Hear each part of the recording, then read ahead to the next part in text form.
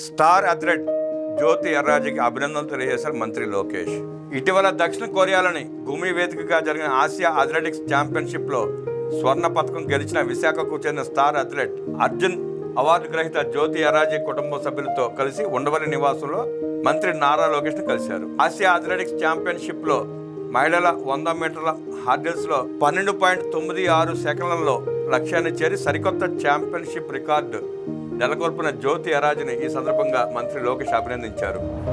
అంతర్జాతీయ వేదికపై భారత కీర్తి ప్రతిష్టలను పెంచారని ప్రశంసించారు. జ్యోతి ఎర్రాజీ కుటుంబ యోగక్షేమాలను మంత్రి అడిగి తెలుసుకున్నారు. వచ్చే ఒలింపిక్స్ లో మెడల్ సాధించడమే లక్ష్యంగా పెట్టుకోవాలని, ఇందుకు అన్ని విధాలా తాము అండగా నిలుస్తామని ఈ సందర్భంగా మంత్రి హామీ ఇచ్చారు. కసి పట్టుదల వల్లే ఈ స్థాయికి వచ్చారని, భవిష్యత్తులో దేశం మొత్తం తన వెంట నిలుస్తుందని భరోసా ఇచ్చారు. వచ్చే ఏషియన్ గేమ్స్, కామన్వెల్త్ గేమ్స్ సన్నద్ధత కోసం జ్యోతి ఎర్రాజీకి 30,35,000 రూపాయల ఆర్థిక సాయాన్ని మంత్రి లోకేష్ చేతుల మీదుగా అందజేశారు.